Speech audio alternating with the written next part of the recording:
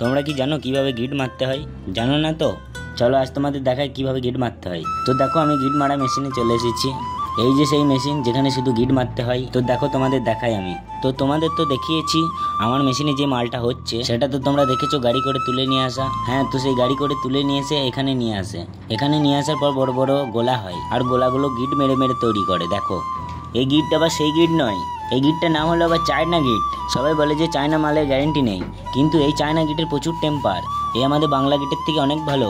এই চায়না গিট মেরে দিলে কিন্তু আর খুলবে না শুধুটা, আর বাংলা গিট মেরে দিলেই কিন্তু খুলে যাবে। আবার বাংলা গিট যদি এখানে মারা হয় তাহলে আবার পানিশমেন্ট আছে। তো দেখো এই সেই আমার বন্ধু কেমন গিট মেরে দেখাবে তোমাদের। দেখো খালি গিটটা, ভিডিওটা স্লো মোশন করে দিয়েছি তোমাদের দেখতে সুবিধা হবে করে। তো দেখো কিরকম চায়না গিট মারছে। এই গিট দারুণ গিট।